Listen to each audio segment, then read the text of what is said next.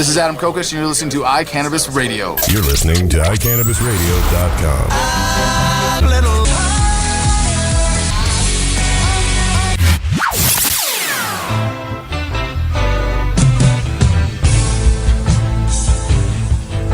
Good evening, viewers and listeners. Welcome to American Weed Realm Radio. I will be your host this evening, Jesse Stanley, as Josh Stanley is on vacation yet again, which isn't a surprise to most people. Actually, no, he's celebrating his wife's birthday, and we're all going to say, happy birthday, Rochelle. Happy birthday, Rochie. Birthday. Yeah. And those other voices are my brothers, John and Joel. Hello. Hi. Good, thanks for chiming in there. And we've got an exciting show for you today. We're going to start with Science Corner again, and then we've got a testimony from one of our patients who is lovely and wonderful. It's been a blessing to get to know her, and you guys will get to know her here in about 30 minutes. And then we're going to end with Ask Dr. Shack. And through that, you're going to get a lot of bullshit from me and many other people, and especially John and Joel. So here we go.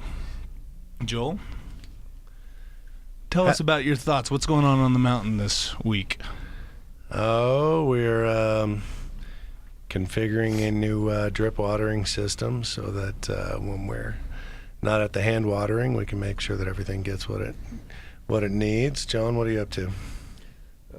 Just making sure that we don't have spider mites and such. That's actually a really good intro to Science Corner. I'd love to ask Chris, actually. So in all of your studies, a lot of questions that we do get are, can you really check these things? The pests, the molds, Are spider mites good for you when you smoke them? Exactly. I mean, we would love to know. Yeah, if you see popping and crackling when you light or vaporize any cannabis, you're in trouble, man. I have seen spider mites jumping out of the bowl. Yeah, I've seen a lot of things, and frankly, at my time here in CannLabs since the end of February, it's been a drastic difference from a few years ago. 2005, 6, 7, we saw a lot more ridiculousness. And I'm talking in an ounce of flower, good flowers, grown organically, outdoor, indoor, kind of a mixed situation. I found 2 very bright orange caterpillars, 3 different kinds of gnats and flies, spider mites, and it wasn't until we went through to start to prepare an extraction that we saw all of this. The caterpillars were inside the stem. Really? If you're growing hydro, for example, you can get those very big channels in the middle of the stem. But even in soil, those remain big enough, and that's where the caterpillars get in and start going. But like I said, over the last few months at CannLabs, drastic difference in the quality. That's because you've been testing our stuff. Yeah. Well, I mean, and part of it is back then, everybody had to rush out of their basements or out of their houses or out of wherever they were doing it into like 20,000 square feet. Mm-hmm. And now you got to manage that. Yeah. You have one pest problem, there's no mitigation that's going to solve that. Yeah. Powdery mildew is, I've seen seasonal trends with that. And of course. That's always really funny to me. It's like in the fall, it'll be like, we finally got rid of all the insects. No, it's the fall. In the spring, it's like powdery mildew is gone. It's like it's the summer. So there's environmental changes and conditions that can affect all of that too. But we definitely see a lot of pests here and there. Yeah. And the stuff that we screen in the lab, like I said, it's been very rare. But we do have the capability to get it under the microscope and rate, subjectively what's going on. In the coming months, we'll be doing mold and microbial screens, but that's not online yet. So. Oh, okay. Yeah. So in the next couple months, you'll be able to tell. Yeah. All right. Good. Yeah. You wouldn't be able to tell us who those dispensaries are that brought in those samples. Don't do it, Chris. Plead the fifth. It's a confidentiality. It's in all of our agreements. you want people to continue bringing their moldy, pesty butts. But we do put it on their test reports. So if they choose to put their test reports up, it'll have that on there. Yeah. Okay. It's a severity rating scale, 1 to 10. If it's awful, that's a 10. So you're still keeping our test results off, right? Yeah, we actually slip him $100 bills under the table, and in fact, I'm doing it right now. So. Totally. Yeah, it's definitely an issue, and with trim, You know, a lot of people are using sugar leaf and trim for extractions. Obviously, great idea, but you know, leave it out, let it dry for a bit, guys. You know, like if you throw it in bags and set it away in the dark, you know what's going to happen. Absolutely. And there's not, you know, we don't know the answers about concentrating mycotoxins and purging that stuff out and burning it, etc. It's all based in La La Land. So just do it clean. It can't be that hard. Absolutely. Do it clean, John. You heard it. Which brings me actually to a really good question that someone actually asked me the other day was, what is the difference between extracting sweet leaf, the trim, or just the bud itself? I mean, is there... It's a, you know, you can think of it on one level, the weight percentage of cannabinoids and, you know, what's in those glandular trichomes. You've got tons of cannabinoids, terpenes, and flavonoids in flower. You go to sugar leaf, that weight percentage drops a little bit. You go to trim, it drops even more. We've tested baby clones that still have like 2% THC acid in them. Yeah. And depending on where on the plant you look, there's varying weight percentages there, but nonetheless, you can efficiently use those really well. If you take an extraction off the flower, you're going to get much cleaner flavors, much more potent oil. But you can still hit 75 to 85 with sugar leaf and trim. Absolutely. You just get more wax that comes along with it.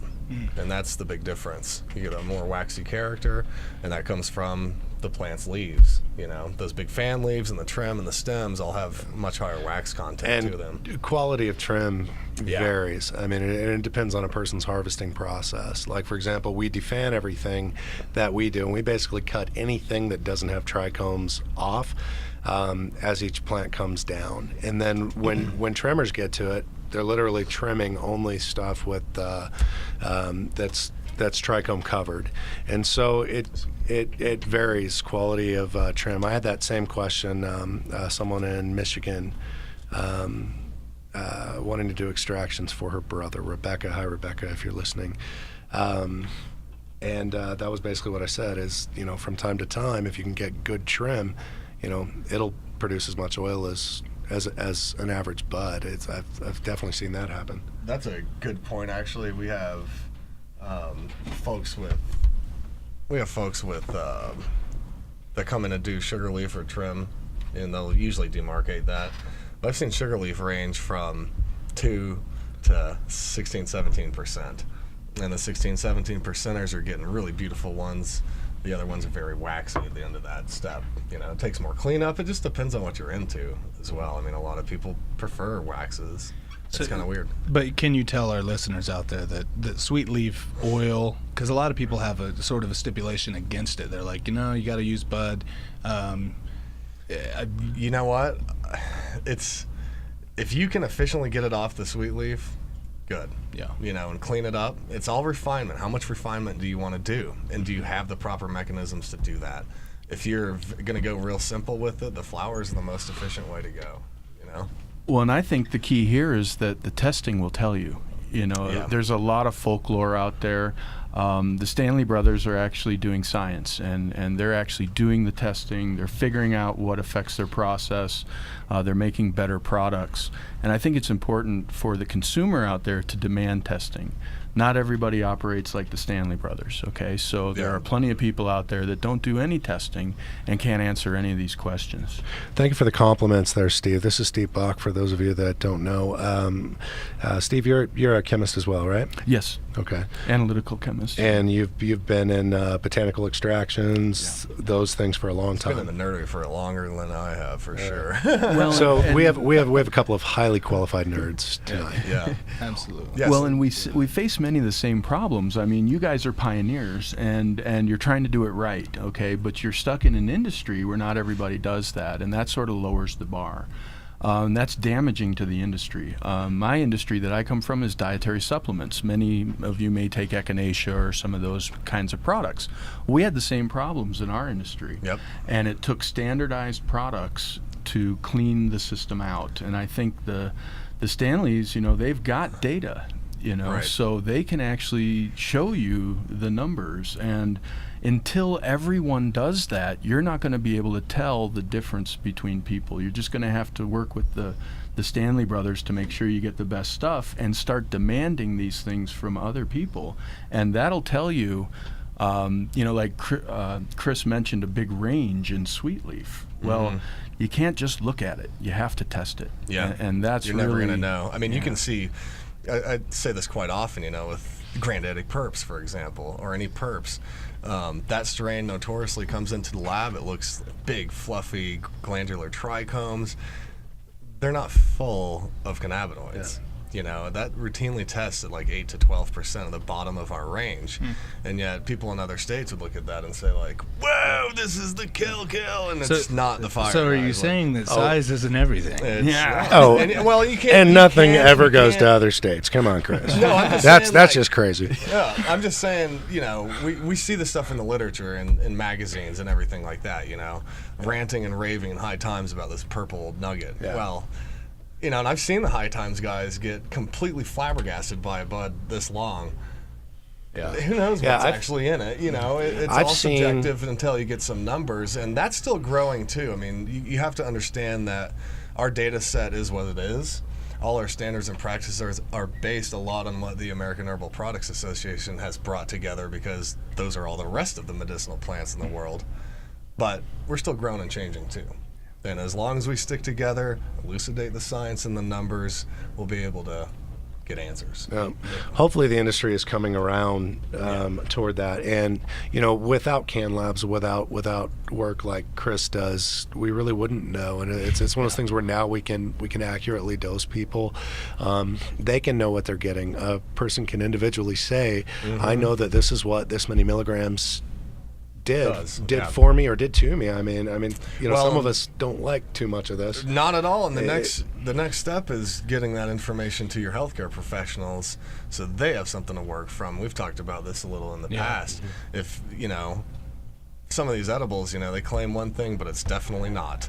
And yet you've been telling your physician the whole time that you've been taking this, and that's not what you've been taking. So we still have a lot of sorting out to do, but for the folks that are relying on our standards and practices to get those numbers, you at least get closer to translating that info, and that's really important. Chris, Steve, do you think that the next step is pretty much the government getting involved in this and saying, hey, if you're going to sell edibles or you're going to do this, that, and the other thing, it has to be dosed correctly? They self-regulated until for years because nobody would pay attention. Well, and I have to admit, the debates rage on. My industry's going on for 20 years, and they still have problems with testing and comparing results and things. Yeah. But I think as a consumer, you need to demand the testing, go to those people that offer the data with their product so that you can get the same product over and over, and you're not having troubles.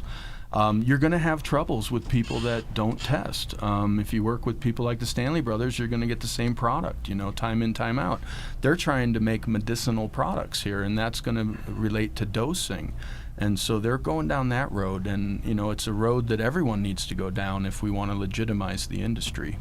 Yeah, and I don't know if the government's going to help that or not. They tend to a screw a lot of stuff up. But I don't want to leave anything to the government, obviously. Well, actually, I'd like to see results get done. Exactly. Well, and the government will be involved, and I'm working on a couple different angles right now. I come from dietary supplements, and I think that's where medical marijuana belongs. Absolutely. Let them do their double-blind, placebo-controlled clinical trials, and let them get new drug applications.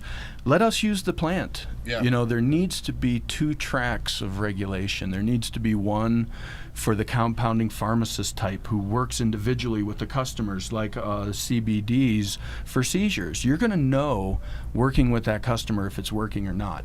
Why do I have to wait 2 years to put together a group of 100 patients and spend millions and figure that millions out, and right. millions of We know it dollars? works. Yeah. And then once you figure out that the CBDs are helping, you can work on the personalized dose. And that's what you're going to get with people like the Stanley Brothers. If you don't work with people like that, you don't necessarily know what you're going to get next week, next month.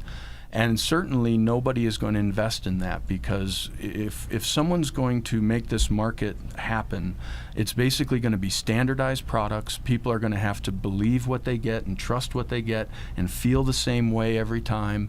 And that's not going to happen without testing and standardized products and dosing. And I think that's what the people here in this room represent. And so we need to get the word out. We need the customers to demand the testing and demand the quality for themselves. And then, people will Amen. Deliver. If you hear that out there, viewers, listeners, I mean, demand it. When you go into your dispenser and you ask them, how much is in this Rice Krispie treat or whatever it is that you're getting, Rice Krispie treats. They happen. Yeah.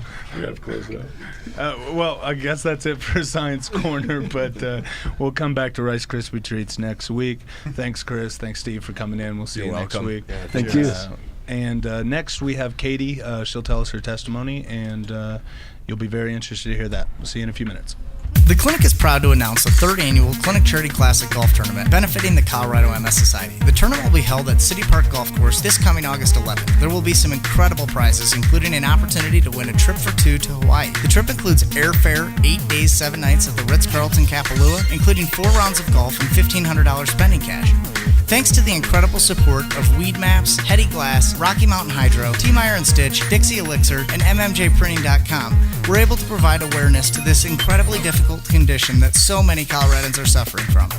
The event will be covered extensively by our favorite industry media outlets: Culture Magazine, The Hemp Connoisseur, Kush Magazine, and of course the amazing people at iCannabis Radio. Please register at thecliniccolorado.com or at any of our 6 convenient locations throughout the Denver metro area. Hi, I'm Josh Stanley. And I'm Jesse Stanley. 2 of the brothers here from National Geographic's American Weed, and we'd like to invite you to come into our dispensaries in Colorado Springs. Come in for the most pure organic strain selection in Colorado. It's all hand-grown by the Stanley brothers, especially for our patients. So come in and visit us at our 2 locations, East Platte and West Colorado. And remember, always be kind to each other.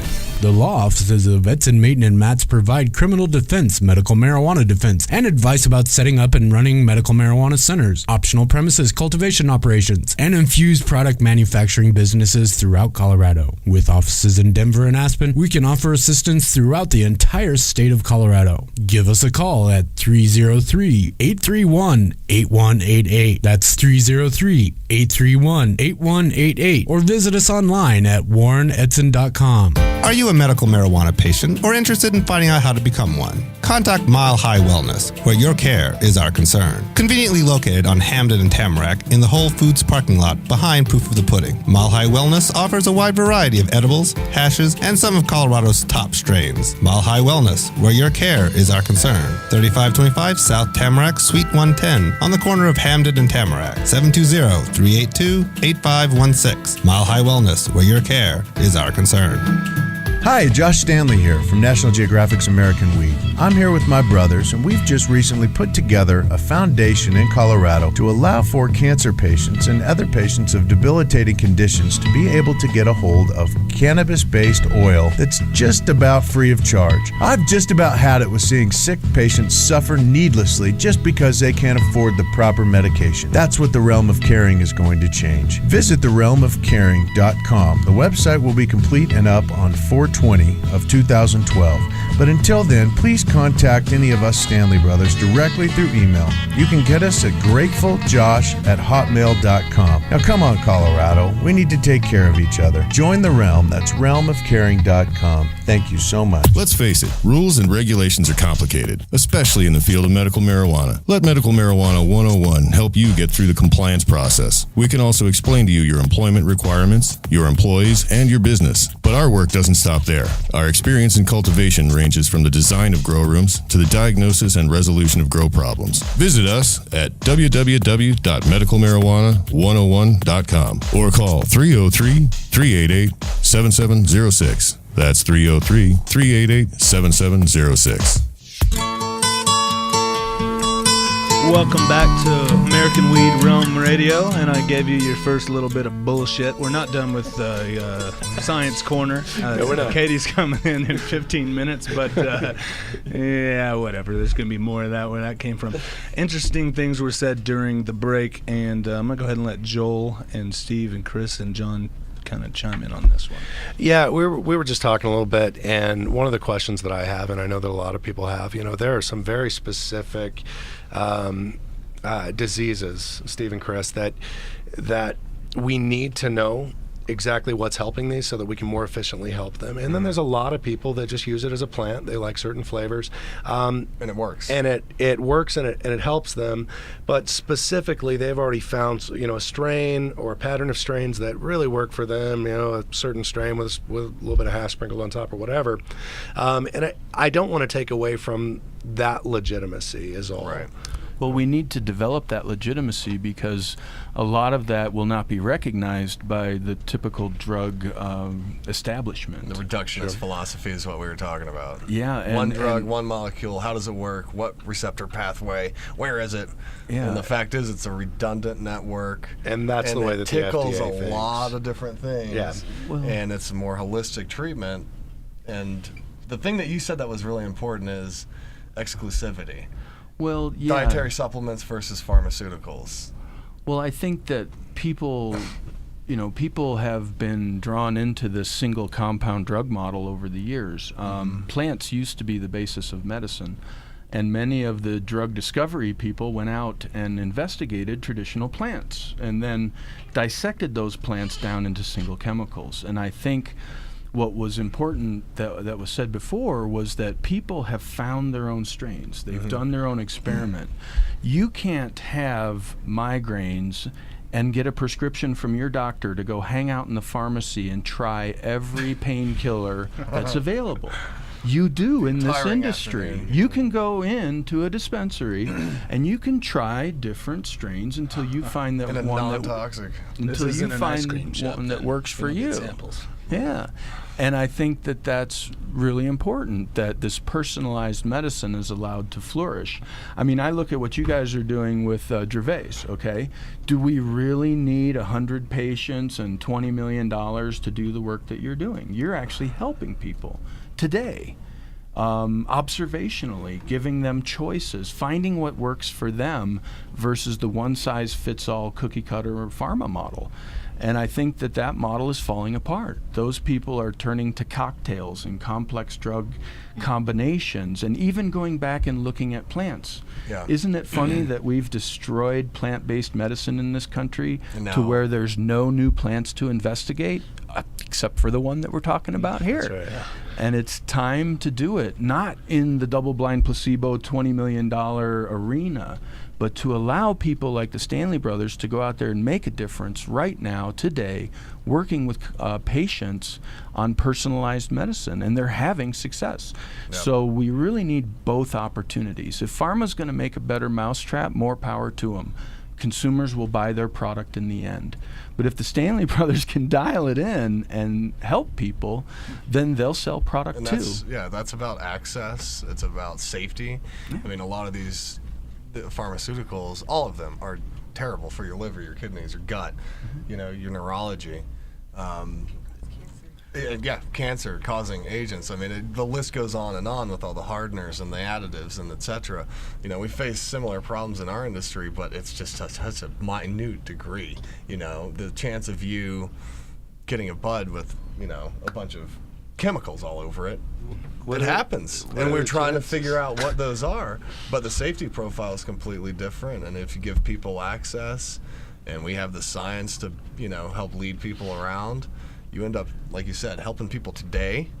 They feel relief today. They can sleep tonight, and that makes a world of difference. And that's why, we're generating more steam than I ever thought possible. Yeah, and for the listeners out there and viewers, just to kind of take this out, back up a little bit, and see where Colorado's at. See where groups like us, there are other people like us wanting, wanting to figure out what is working, why it's working, do it safely. Where we're at right now is doing the absolute best we can. I know CannLabs is. That's the reason why we have people like Steve Chris in here to help us figure out what's happening, why it's happening, and then refine the process so that it can happen the best that it can. And it's going to be amazing what we're going to be hopefully sitting here talking about in a year, and in 2 years. If that doesn't happen, there won't be a 2 years. You know, if everybody wants to sit out in the parking lot and smoke bowls, this is going to go away. Absolutely. Okay, this is a window of opportunity to turn back drug discovery and drug use to the real personalized format that existed before the FDA existed. And plant products were available and in use, and they still are today, even internationally. And I think Chris brought up exclusivity. Most of these pharmaceuticals are synthetic, so they can be patented and get drug exclusivity. And so we don't really want to create that in this industry. And you don't want the Monsanto model of insanity either. No, you don't. want our passion and our care to all come together. Yes, this is a plant that belongs to the earth, and I think even as scientists and chemists, the fact that you guys give that to the plant, you're respecting a natural part of what we've been given here on this planet, and instead of trying to rule over it the way that a company like Monsanto has, and try and have exclusivity. I don't know anyone in the industry personally. I'm sure there's some people out there, that are trying to get that with specific strains or with cannabis in general, with specific cannabinoids. But it's a very good thing that the people leading the way here in Colorado are shooting for a dietary supplement type model and leaving it as a plant. We can study it, we can isolate things when we need to, but at the same time, the plant gives us certain combinations, and you guys respect that more than most scientists I've ever met. Well, there are a lot of cannabinoid receptors in the body, okay? And the single compound model, I have a water dispenser at work that I have to push 2 buttons to get hot water so I don't burn myself, okay? Your body is way more complex than that. So if you're going to take one compound and try to affect the body, you're going to have to use it in massive doses. When you use a plant, maybe you're pushing 3 or 4 buttons at the same time and getting that effect rather than smashing on one button so hard that you have side effects and toxicities and things like that. And I think the safety of medical marijuana has demonstrated that. You still have 10,000 people dying a year from prescription drugs. Yep. They want to call our industry dangerous. The safety's here and it's been proven. Now we need to experiment. Go ahead. Is there a way to do it, though, without lining the pockets of... Oh, yeah. Well, the thing you got to realize is, I think, on the one hand, you have, like I said, the huge biotech Monsanto model of, genetically engineering plants. This is something I can do and have dreamed of doing with cannabis, period. But for what end? You know what I mean? Those two things aside, you have that extreme, and then you have the ability for us to create all of this and keep it going. It's all about throughput. The more data we see, the more plants we see, all the processes surrounding how we formulate and how we deliver, that's where the technology is. That's where the financial is, But the big point is you leave that natural state and allow, the plant to tickle all those receptors and tickle all the downstream networks that give you a very holistic way of generating the change instead of pounding the button like you're saying. So you can retain both, but GW Pharmaceuticals, they're using traditional genetic breeding strategies and not, transgenics. So it goes both ways. They make Sativex, which is a THC CBD combo, right? Yep, exactly. And they've been doing that for years. Their biotech is incredible, but it's a different model, and they've got former drug regulators on that side. So people that have enforced our drug policies here are involved with that company. So they just want dough. That's okay with me, because if their product is better, people will migrate towards it. Yeah. But if we can get access to these products cheaply, effectively, that's going to work too. So let's have both models. Let's do them both ways. Let's rewind it here. You said something while we were on break about antioxidants. Oh yeah, that was really interesting, man. I mean, rewind that back, kind of play it in. That's kind of my model, actually. I come from dietary supplements where antioxidants are all the rage. You've probably heard about them. Well, the FDA was, in order to make a claim that says that my product works on this, it can't be a disease, even though these are drugs. So basically, we have to make a claim, and we have to have some science backing it up. That's the law. Well, the FDA overinterpreted that to be their model of drug discovery, and they finally got put in their place by 2 federal judges. So now there is no standard for making these claims. Well, in my mind, that's what we want to do. We want to make claims without exclusivity. We want to know what these things are effective for, be able to communicate that to our customers, but not have to go through that whole drug model. And so I actually see this as an opportunity for medical marijuana and dietary supplements to align themselves and get to the same goal, because it's plants and they're medicinal, and that's what we're talking about. So I would like to see that sort of model parallel to the drug model. Absolutely.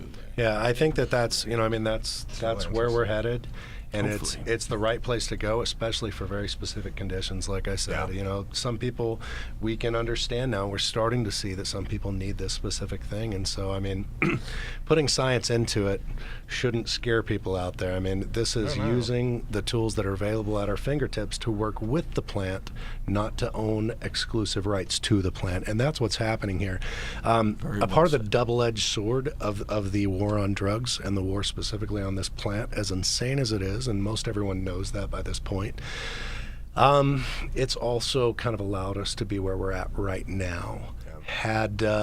Had everyone been allowed to test it, synthesize, extract through all of the ways that we've done medicine the past 75 years, there's a good chance that we wouldn't have access or even be able to grow it. So that's a double edge. I mean, for all you people that are in jail wrongfully, I'm sorry, and there's wrong, but in some small way, you've kind of sacrificed for what's happening now and the ability for this plant to be as available as it is without so much exclusivity from government or special interest or pharma, those things. So well, and that's exactly the window of opportunity I'm talking about. Is you nailed it. Otherwise, the FDA would already be all over this, and we operate in this limited vacuum. The FDA will be involved. I want to invite them to the table, but I want them to participate at a different level than they're used to, and there's already laws for that. All we have to do is enforce them. Amen. That's perfect. That's a good way to end Science Corner for today. Thanks for coming in, guys. You're very welcome. Hey, you guys are awesome. Do me a favor and just shout out CannLabs information. And give CannLabs. www.cannlabs.com, CannLabs. We are at 3888 East Mexico Avenue here in Denver. Just give us a shout, drop us an email, visit the website. We've got just a whole host of things coming out. The website's been a little retooled too, so the disease matrix we had on a couple of weeks ago, that's on there. We've got some publications, rewritten science page, so it's coming together, but we're here for you. So reach out. Awesome. So you hear that, folks? Dispensary owners, patients, talk to each other. Get in here immediately, get your stuff tested, and let's start progressing towards the future of medical cannabis. And this is really the only way we can do it, is if we band together and do it the right way. Absolutely. Realm Radio will be back with Katie Meyer in about 5 minutes. Let's face it, rules and regulations are complicated, especially in the field of medical marijuana. Let Medical Marijuana 101 help you get through the compliance process. We can also explain to you your employment requirements, your employees, and your business. But our work doesn't stop there. Our experience in cultivation ranges from the design of grow rooms to the diagnosis and resolution of grow problems. Visit us at www.medicalmarijuana101.com or call 303-388-7706. That's 303-388-7706. Hi, Josh Stanley here from National Geographic's American Weed. I'm here with my brothers, and we've just recently put together a foundation in Colorado to allow for cancer patients and other patients of debilitating conditions to be able to get a hold of cannabis-based oil that's just about free of charge. I've just about had it with seeing sick patients suffer needlessly just because they can't afford the proper medication. That's what the Realm of Caring is going to change. Visit therealmofcaring.com. The website will be complete and up on 4/20 of 2012. But until then, please contact any of us Stanley Brothers directly through email. You can get us at gratefuljosh@hotmail.com. Now come on, Colorado. We need to take care of each other. Join the Realm. That's realmofcaring.com. Thank you so much. Are you a medical marijuana patient or interested in finding out how to become one? Contact Mile High Wellness, where your care is our concern. Conveniently located on Hamden and Tamarack in the Whole Foods parking lot behind Proof of the Pudding. Mile High Wellness offers a wide variety of edibles, hashes, and some of Colorado's top strains. Mile High Wellness, where your care is our concern. 3525 South Tamarack, Suite 110, on the corner of Hamden and Tamarack. 720-382-8516. Mile High Wellness, where your care is our concern. The law offices of Edson, Mayton, and Matz provide criminal defense, medical marijuana defense, and advice about setting up and running medical marijuana centers, optional premises cultivation operations, and infused product manufacturing businesses throughout Colorado. With offices in Denver and Aspen, we can offer assistance throughout the entire state of Colorado. Give us a call at 303-831-8188. That's 303-831-8188. Or visit us online at warrenedson.com. Hi, I'm Josh Stanley. And I'm Jesse Stanley. Two of the brothers here from National Geographic's American Weed, and we'd like to invite you to come into our dispensaries in Colorado Springs. Come in for the most pure organic strain selection in Colorado. It's all hand-grown by the Stanley brothers, especially for our patients.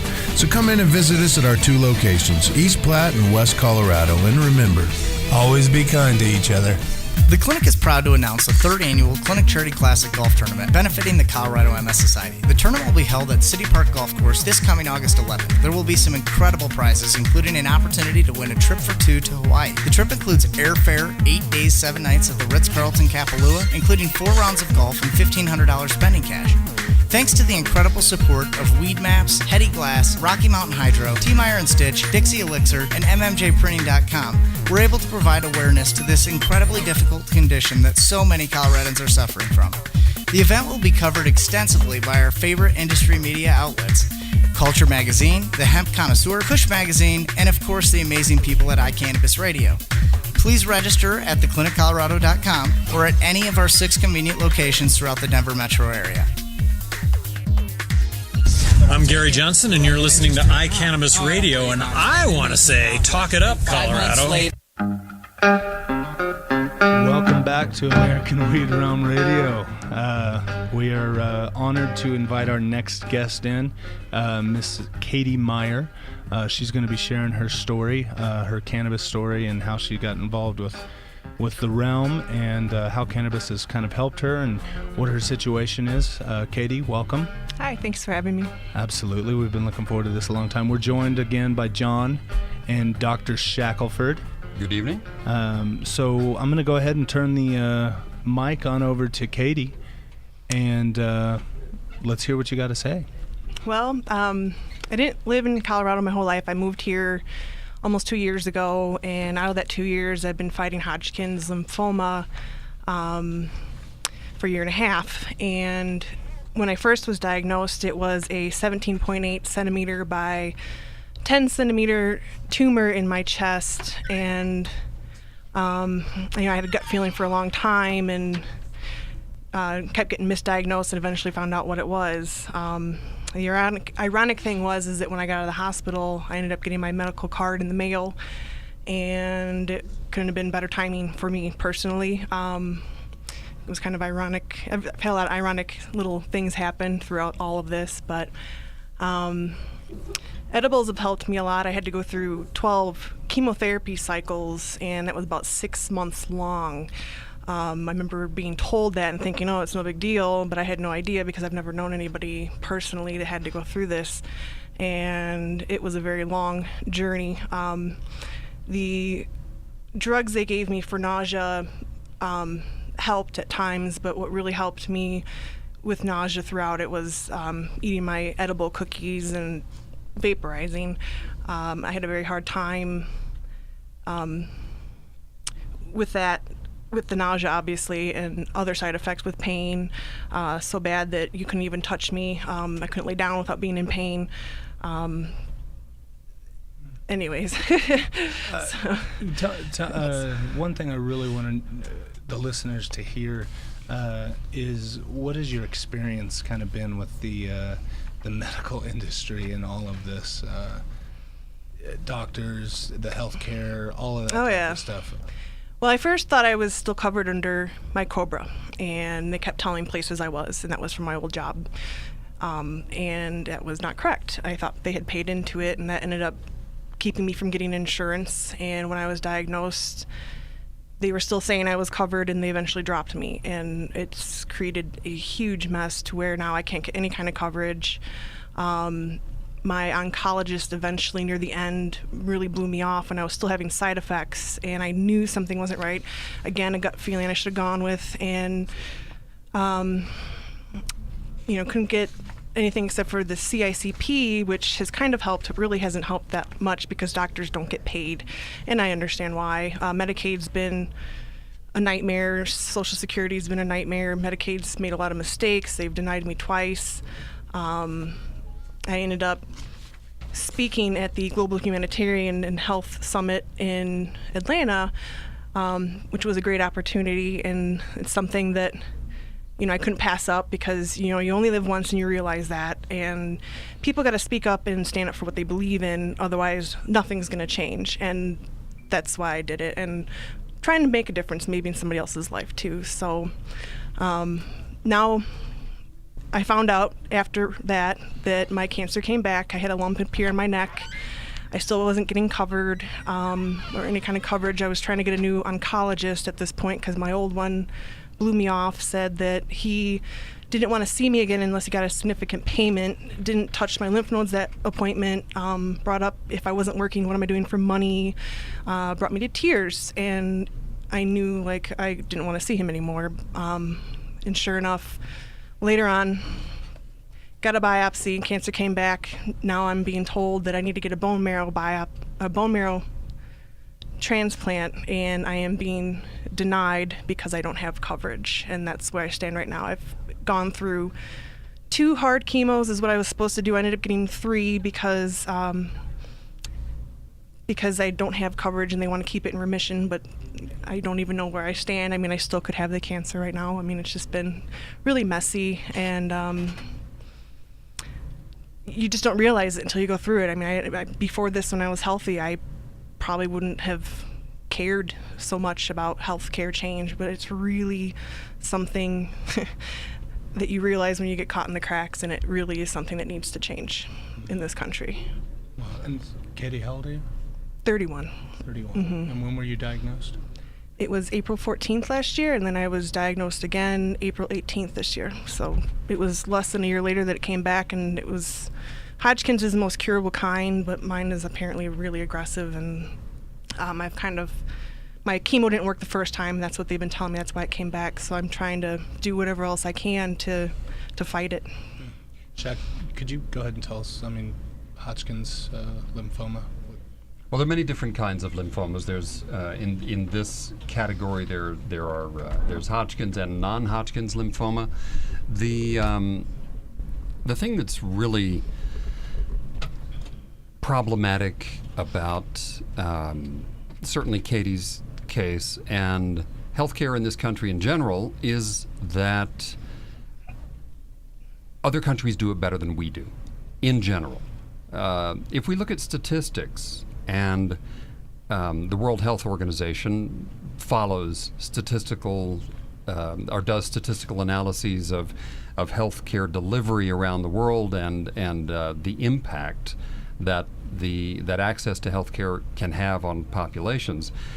And according to the World Health Organization, the United States is number 37 in the world, or was a couple of years ago, in delivering healthcare and the indices that establish whether a healthcare system is doing its job or not. If we look at life expectancy, the United States isn't doing particularly well compared to other advanced industrial countries. And if we look at, we're about the same as Cuba in its life expectancy. And in fact, the World Health Organization has said that more babies die in the United States than in Cuba. So infant mortality is higher here than in much maligned Cuba. And if we're speaking of maligned healthcare systems, all the propaganda, and that's really the word for it, denigrating Canada's healthcare program is misplaced at best and disingenuous at worst. Canada, by measure of preventing death due to treatable causes, and Hodgkin's disease is one of those conditions that is treatable, and if treated properly, can result in full remission. There are many other conditions, colon cancer being one. Canada is number 7 in the world in preventing death from treatable causes. The United States is 19th out of 19 industrial nations when this particular index is reviewed. That has to do with access to health care. All of these, the statements coming out of the campaigns that the United States has the best health care in the world are true to a point. If you have access to our advanced technological medical care, it's very, very good. The problem is that probably in the neighborhood of 2/3 of the country doesn't really have adequate access for a variety of reasons. There are an estimated 50+ million people with no insurance whatsoever in the United States, which means they have no access whatsoever, except what they can pay for out of their pockets, which is inordinately expensive. The other insured population is either underinsured with significant copays, which can, like a 20% copay on a $100,000 medical case can be $20,000, and people don't have that. And as an aside, a great many people file for bankruptcy in the United States, millions, in fact, every year, primarily due to healthcare costs, and the majority of them are insured. This point was made in Michael Moore's film Sicko 4 years ago, and seems to have gone completely unnoticed, unfortunately. And the big problem, as Katie said, is that she wasn't really particularly concerned about access to health care until it impacted her personally. Our health care really has declined significantly since I began my postgraduate training, and that's only 28 years ago. We did, in fact, have the best health care in the world. Now we don't. And anybody who tells you that we do is lying to you. It's, as I said, extremely good if you have access, but getting access is extremely difficult. And unfortunately, Katie's case is not a unique or unusual case. Now, Katie, you are you awaiting to hear about the bone marrow transplant, or have you already been denied? Or have you? I am waiting to hear about it because I'm still pending Medicaid. They have denied me twice, but they just started one where I have to be disabled and I have to work an hour a month and pay into it, which I don't understand why they don't make healthy people do that. It would make more sense. So it's something I'm trying to do, and so far I think it's going to happen. I got a call this week actually to find out a status of it because I don't know. And if I don't get it, then I have to try getting us covered. That's the only other option I have. And then they won't tell me. I cannot get them to actually tell me what's going to happen if I don't have any coverage, because I really don't think they'll give it to me. And if that happens, I'll try to go somewhere else. But that's where I stand right now. Is that really the only treatment? I've asked. I think so. Shaq, are you? Yeah, let me point out that as Katie said, Hodgkin's lymphoma is eminently treatable, and I've mentioned this in previous discussions. There was a study done in 1975. They looked at a relatively rare type of lung cancer and a lymphoma type. And they found in 1975 in this paper that both types of cancer responded to CBD and THC. And as you know, those of you who've heard me discuss this, that particular paper went nowhere. No one paid much attention to it. It was probably actively suppressed because it would have indicated that the disinformation that was being propagated about cannabis was wrong. So 37 years later, we are now beginning to pay some attention to the Munson study of 1975, and they demonstrated 37 years ago that lymphomas would respond to CBD and THC. Unfortunately, we don't have any clinical experience with it, and there are no clinical studies that I'm aware of that have examined lymphomas of any kind and any response to cannabis. Now, I think one of the things that this program of observational research and observational study that we've embarked on, one of these things that we can do is see how people do respond to cannabis, both symptomatically and in terms of their basic underlying disease states. Not that we're treating these disease states, that's certainly not the case. This is being, these are observational studies. We're not giving anyone any particular type of cannabis extract or anything else with the intent of studying that particular effect. We're monitoring response in terms of symptoms, which is all that we actually can treat in Colorado or legally in the United States without going through the approval process that FDA, the National Institute on Drug Abuse, and DEA require. But we are observing how people respond, how their symptoms respond, and I won't say tangentially, but in addition to those things, seeing if there is any change in their underlying medical conditions. And we don't know how people will respond. In Katie's case, it may well be that the Munson study of 1975 will be validated and reproduced. I don't know. But I think it's worthwhile observing how she and many other people respond both symptomatically and in terms of the underlying medical conditions. Absolutely. I mean, I would like to talk about how you're reacting. I mean, what is cannabis doing for you? Say something about that, because to add in to what Dr. Shackelford was talking about, my hard chemos that I've been going through this time, it's 3 days in the hospital. One bag alone is 24 hours. It's huge. And you'd think, okay, it's going to get it this time, hopefully. First time my chemo didn't work, that's why it came back. So after the first couple rounds, my oncologist was saying that my first round, my oncologist said it worried him that it wasn't smaller, my mass in my neck that appeared. And that worries a person. And I had been talking to friends about Run From the Cure and taking hash oil, and I had some tincture that I couldn't stand. It was made with Everclear, and I boiled it down and made a little oil out of it. I was kind of waiting to hear back from a couple places through Audrey's C4 CPR, is that what it is? Yes, Colorado.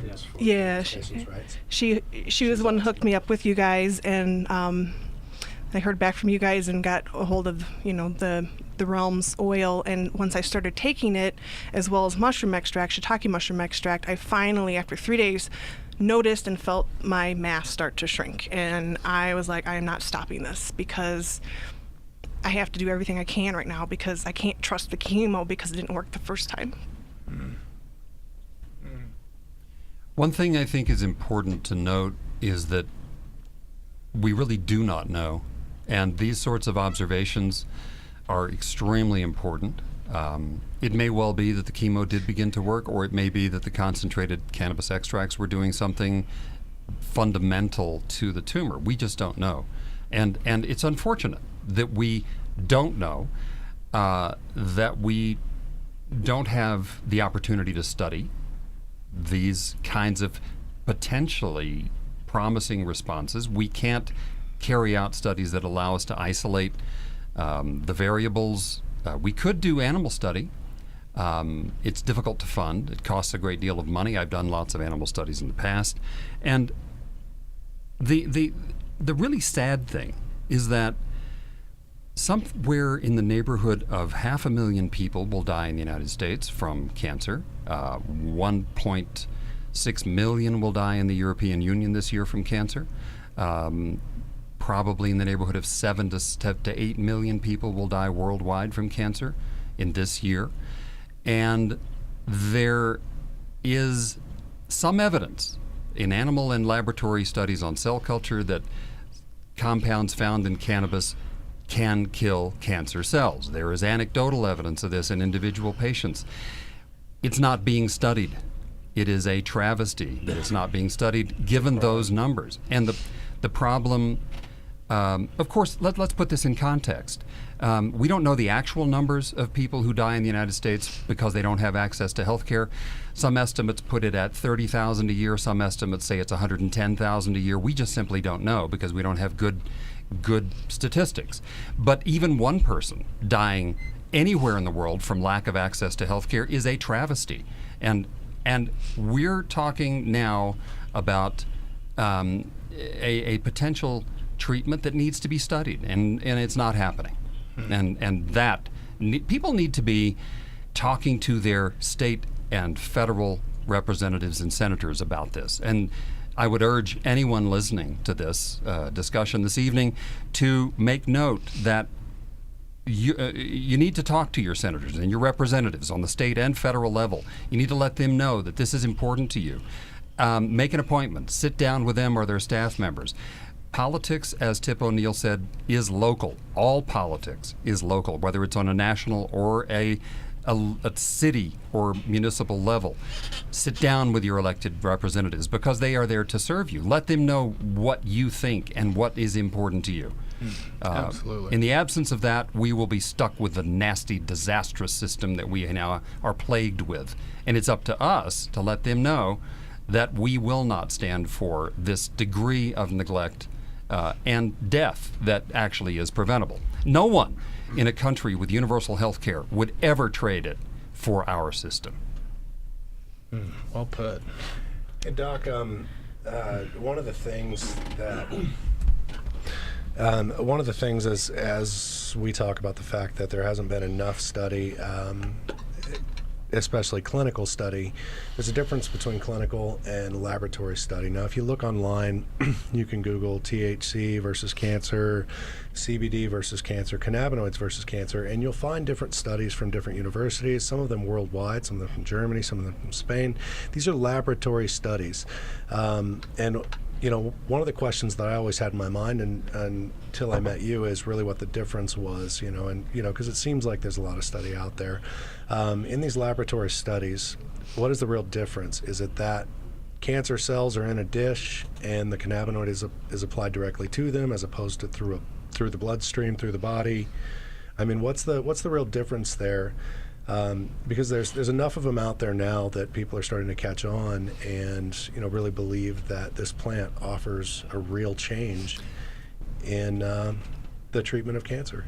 Well, there are lots of different laboratory studies. Some of them are cell culture in a petri dish where the cells are grown in a medium of some sort that provides them with the nutrients they need and kind of wash away the waste products that the cells produce.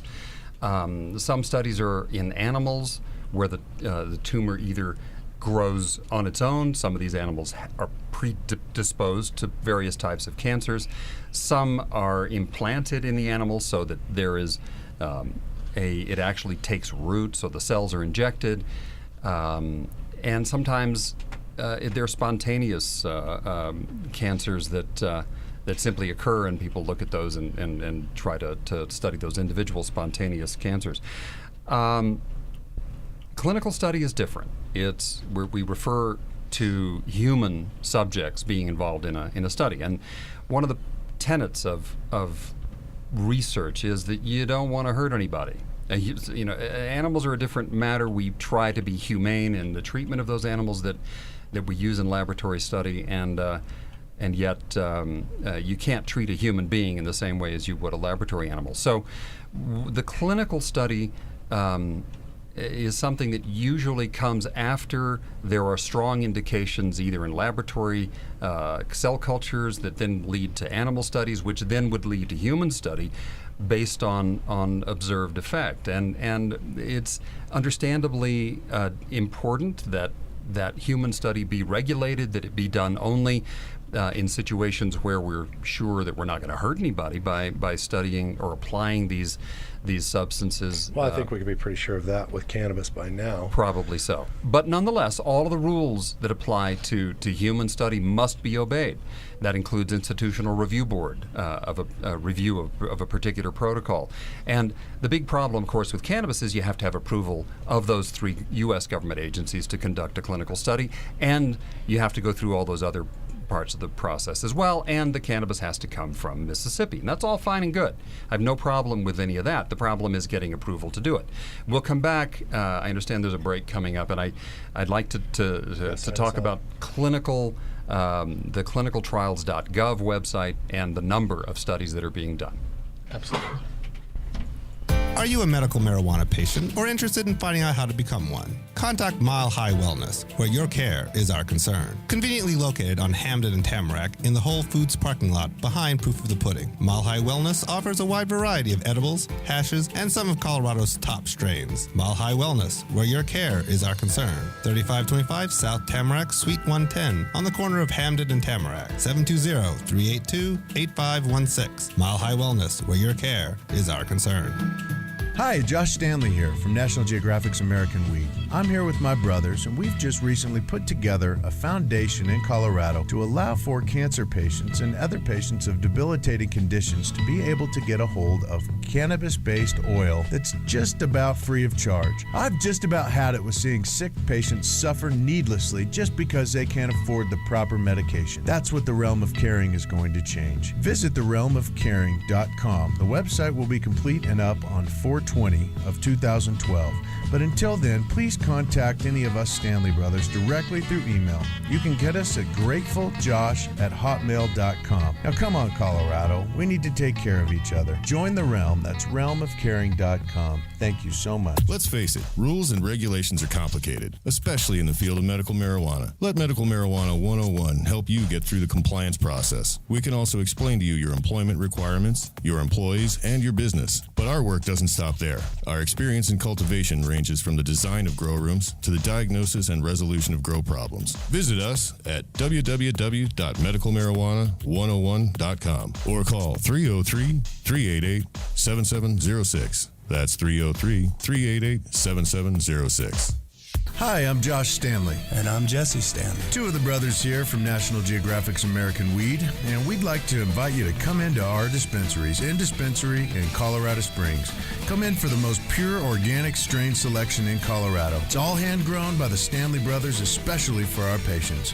So come in and visit us at our 2 locations, East Platte and West Colorado. And remember, always be kind to each other. The Clinic is proud to announce the 3rd annual Clinic Charity Classic Golf Tournament benefiting the Colorado MS Society. The tournament will be held at City Park Golf Course this coming August 11th. There will be some incredible prizes, including an opportunity to win a trip for 2 to Hawaii. The trip includes airfare, 8 days, 7 nights at the Ritz-Carlton Kapalua, including 4 rounds of golf and $1,500 spending cash. Thanks to the incredible support of Weed Maps, Hetty Glass, Rocky Mountain Hydro, T. Meyer & Stitch, Dixie Elixir, and MMJprinting.com, we're able to provide awareness to this incredibly difficult condition that so many Coloradans are suffering from. The event will be covered extensively by our favorite industry media outlets, Culture Magazine, The Hemp Connoisseur, Kush Magazine, and of course the amazing people at iCannabis Radio. Please register at thecliniccolorado.com or at any of our 6 convenient locations throughout the Denver metro area.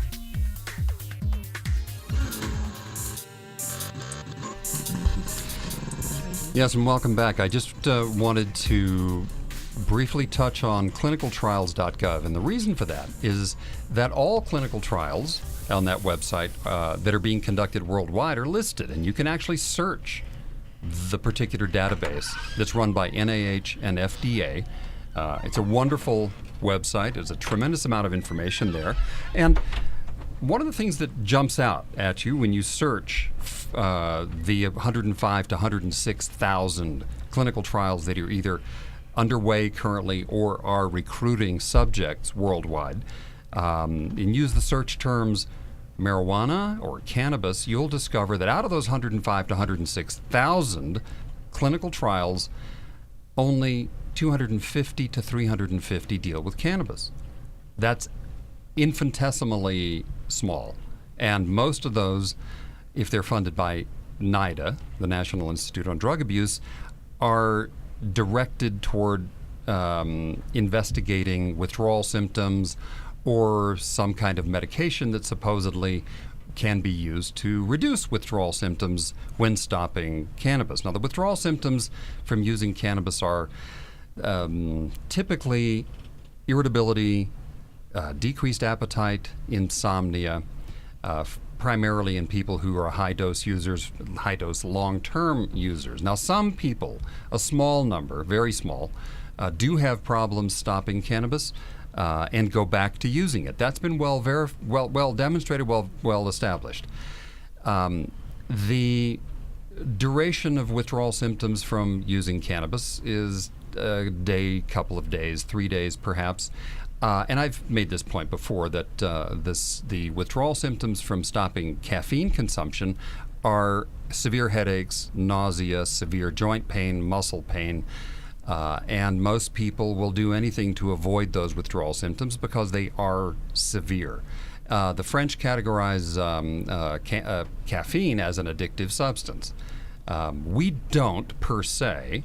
But if you put it into a category of will people seek out the substance to avoid the withdrawal symptoms, caffeine is clearly addictive and cannabis is not.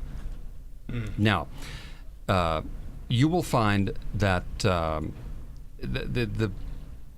paucity of clinical study, even though there are some 20,000 studies have been conducted on cannabis, the majority of those are laboratory studies. They're not clinical, and we do need to have clinical trial because the laboratory studies, as Joel said previously, have established its safety, and it's time now to advance beyond the petri dish and the laboratory animal and do clinical trial. Now, there are many ways to do that, and we can touch on that at another time. I have a question going back to the withdrawal symptom. When someone does quit marijuana and they experience the fatigue or would you say insomnia, irritability, lack of appetite.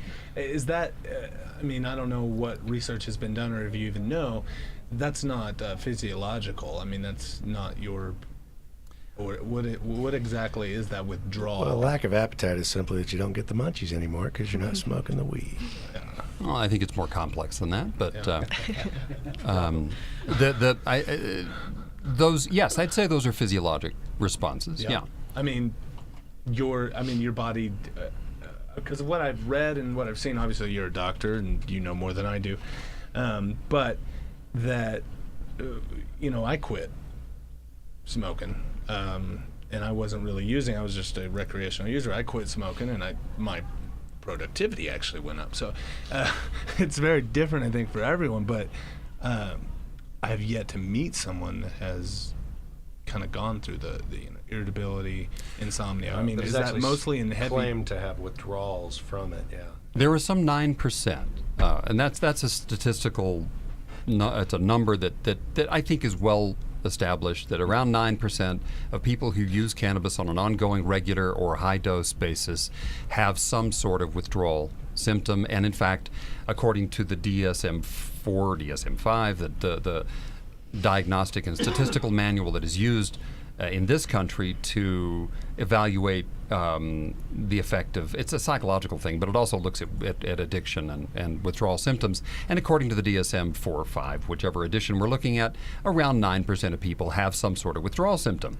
But the number of people who, so we can say that 9% of cannabis users are addicted.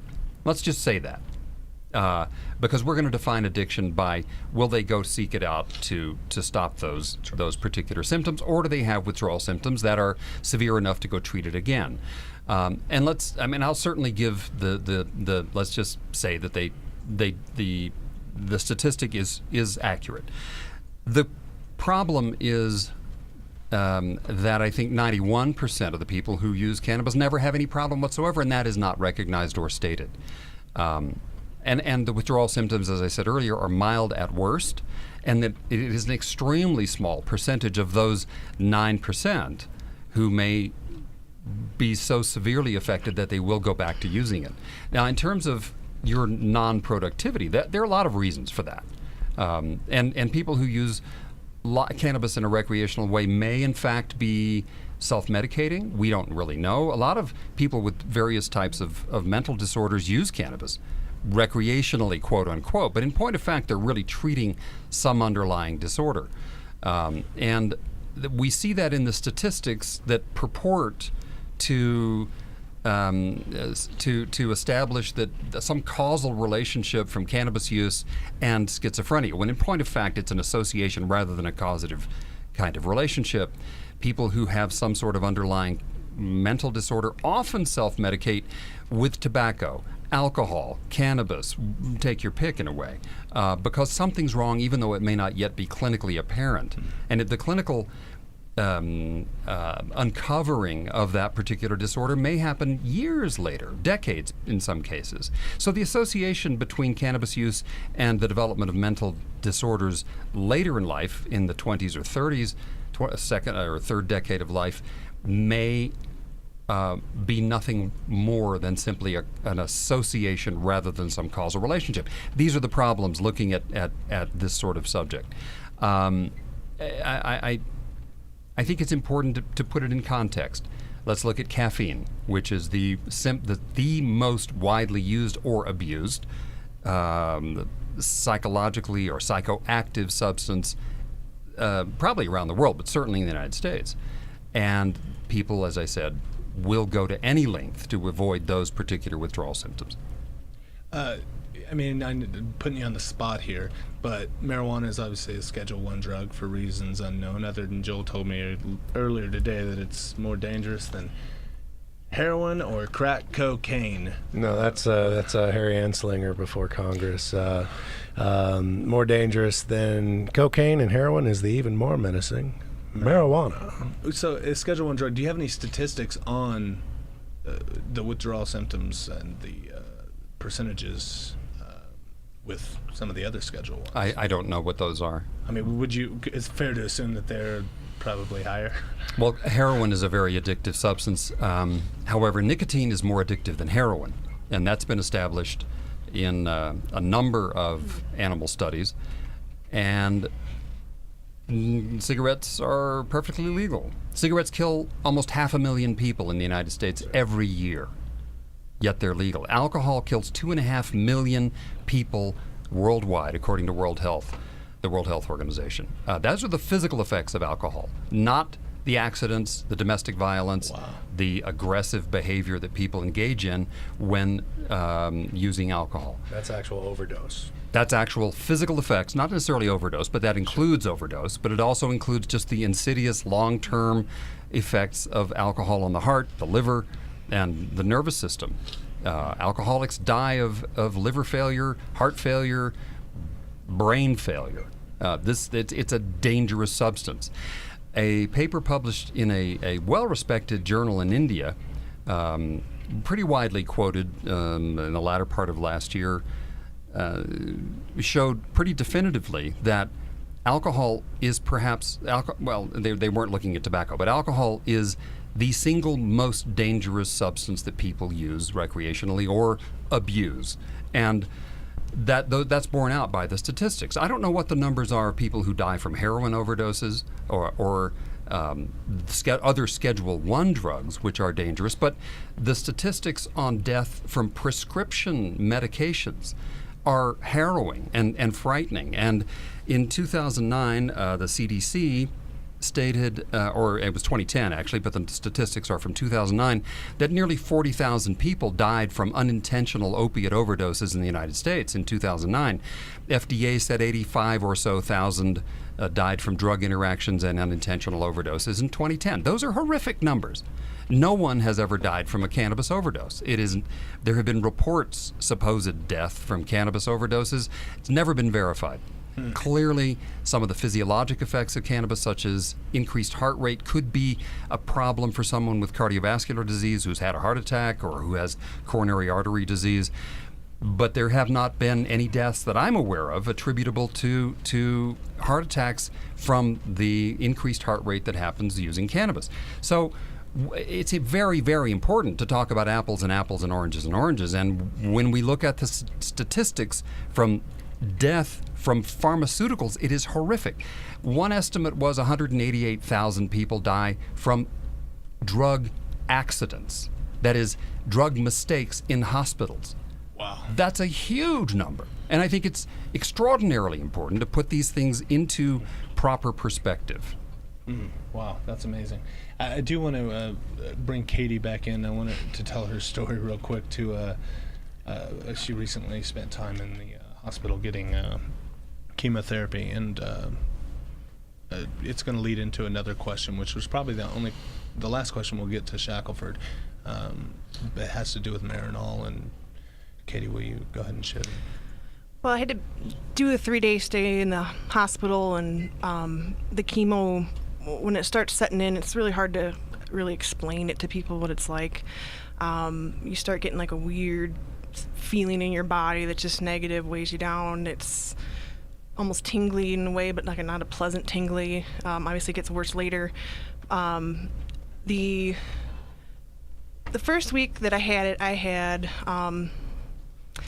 my own edibles. I wasn't probably supposed to be doing that in the hospital, but I know it works. And the second week I didn't have it, and I was nauseous. I was vomiting a lot. I couldn't eat. I was a mess.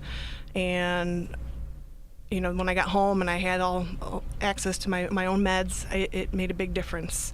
The third week, that was after I had met with you, and I had my oil, and it made a huge difference. Even my friend who came and picked me up said that I looked better, the best she's ever seen me when she came to pick me up. I mean, I was glowing, I was happy.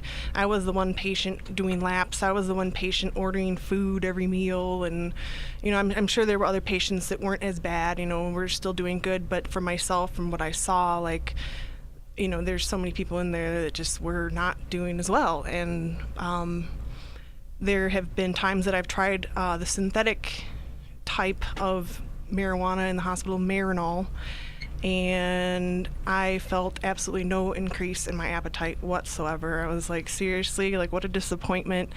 I talked to one of the doctors too, because when I was leaving I had asked about a prescription, and he said that it really doesn't matter. He's like, you use medical marijuana, right? And I said, yeah. And he's like, well, I'm from Boulder, but it doesn't mean I know anything, but I'm from Boulder, and the real stuff, is the way to go, and don't worry about the Marinol. So there is an actual doctor telling me that the real thing is better than the synthetic hospital pill. Which leads us to the next question of someone wanted to know the difference between Marinol and marijuana, and also just why. Well, Marinol is synthetic THC. I think it was first introduced and approved for use by prescription in the United States in 1984 or 5. It is simply THC. Cannabis itself has in the neighborhood of 108 or so physiologically active, individually identified substances that together are responsible for the observed effects of cannabis. Marinol is approved in this country for treatment of cachexia, which is extreme weight loss due to primarily loss of appetite, so it's as intended to be an appetite stimulant, and for treatment of severe nausea as a consequence of chemotherapy or any other cause, actually. Now, lots of doctors prescribe off-label. Those are the on-label indications for Marinol. Some people prescribe it for pain, and some for a variety of other conditions. The effect of Marinol is poor at best. One study I reviewed, and I don't remember the exact citation, I can find it, indicated that around 70% of people using Marinol disliked it because it was so psychoactive. And that is borne out by other research that says that CBD, which is one of the constituents, one of those 108, along with THC, can blunt the psychoactive effect of THC. So even though there may be very high levels of THC in botanical cannabis, the cannabidiol or the CBD that's there blunts that psychoactivity. That CBD is not present in Marinol, so people get really high using Marinol, or at least they report that they do, and that's one reason that this 70-odd% disliked it in this one study. Marinol is one substance, and it can be effective for some people, but most people tend not to like it. Now, that we don't really understand all of the specific interactions of those 108 or so different compounds in cannabis. We don't really know exactly how one potentiates the other or limits its effects, but taken together, they are, as Katie's doctor said, much more effective than the single element Marinol. And the statistical analysis of people's response to Marinol bears that out. Can I add something about? I forgot to make a point that I was trying to make. When a person's going through chemo, I think that it should be almost mandatory that medical marijuana is somehow used with their chemotherapy.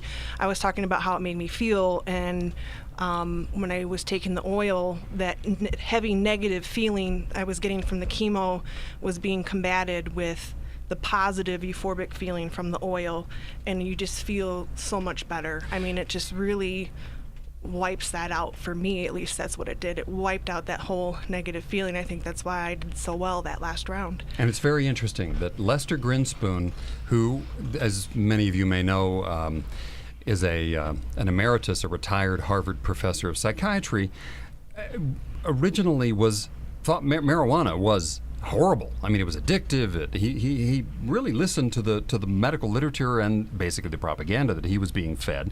His son, and he told me this when he was here last year, his son was diagnosed with leukemia and was undergoing chemotherapy, and he was having terrible nausea and horrible side effects from the chemotherapy he was being given. And I think it was his mother, Lester's wife, got some marijuana for their son, and when Lester went to visit him in the hospital, he was laughing and he wasn't vomiting and he was eating, and that's the effect that marijuana had, and that turned Lester's the previous opinions completely around, and he began to study it from the other perspective, and that's when he wrote Marijuana Reconsidered, because his son was benefiting from marijuana, and Katie's experience is absolutely correct.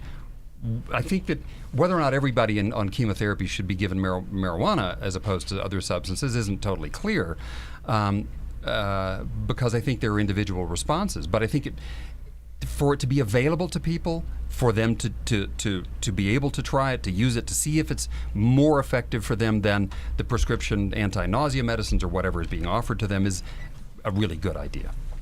Agreed.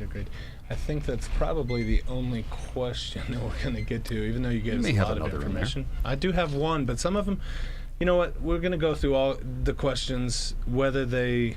What do they say? There's no stupid questions, just stupid people that ask questions. I don't know about that. I don't know.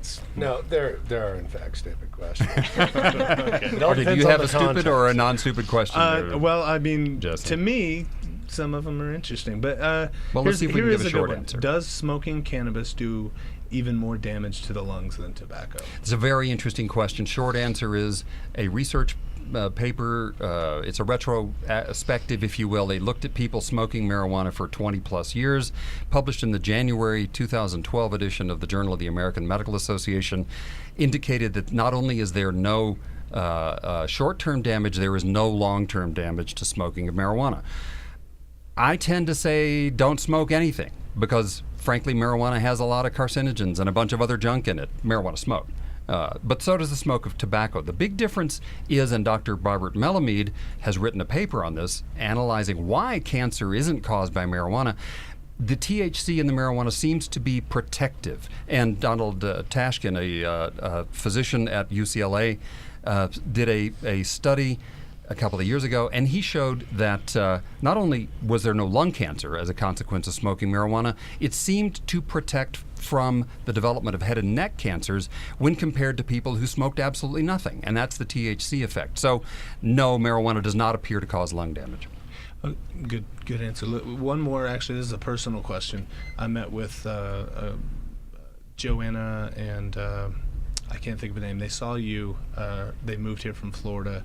I believe she has breast cancer. They met with you. You were a referral, but met with them today. Not knowing a whole lot about it, can the oil have a different effect? Rum oil have a different effect than smoking?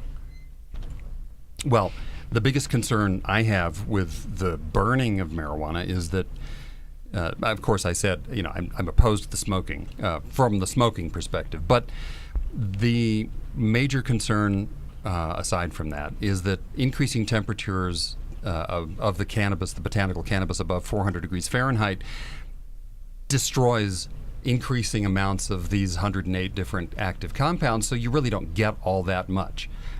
If you want to inhale it, a vaporization device is much safer, much more effective. I tend to think that inhaling it is not a particularly good way to use it because of the way it's metabolized.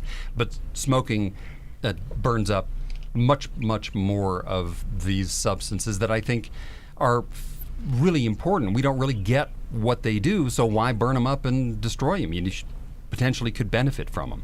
So I don't think smoking is a great idea. So, I mean, vaporization would... Well, it's certainly superior to smoking. Again, I'm not sure that inhaling it or using rapidly absorbed, rapidly metabolized dosing forms is a great way to use it necessarily either. But we don't know that. It probably depends a little bit on what someone's going after, what effects. If you're trying to eliminate a headache that's coming on really quickly, to vaporize and get a more instant effect from the cannabinoids is probably a really good thing for that person. Whereas we're looking for appetite here, and strictly appetite to increase. Well, appetite. then smoking may be effective, or vaporizing would be equally effective, I would say. And if someone has a choice between smoking and vaporizing, definitely use the vaporizer. Yes, use the vapor. All right, cool. Well, that'll be the last question. Jack, thanks for coming in. My pleasure. I don't know if I've ever told you this, but I really love those glasses. I really do. I wanted to tell you at the party a while back, but that's neither here nor there. We can talk about it after this. But thank you very much. I appreciate that. Thanks for coming in. Katie, thank you for coming in. Yeah, thank you for having me and let me speak. I appreciate it. Absolutely. We'll have you in again, hopefully. And thanks for your help, guys. Thanks I really to you, Katie. appreciate it, like all of your work. Absolutely. That is John, Joel, Jared, Jordan. They're not on the front lines, but they put in a lot of work, and if you really knew how much work they put in, you would appreciate them, whether you're benefiting from it or not. They just are hard workers, and it's good to see that. So I want to thank them. Also want to thank Healthy Creation Edibles. The gals there, they're amazing. They're another part of the realm. They make it possible to make the oil, and their edibles are great. So dispensary owners, anybody out there, ask for Healthy Creation Edibles. They really are great, and they actually care about the patients. It's wonderful to see that. We will be back next week. Josh should be back. He may go on another vacation. I don't know. It's 50-50 right now on whether that happens or not, but we will welcome him back when he gets back. Thanks for listening, and we will see you in a week. Have a good night.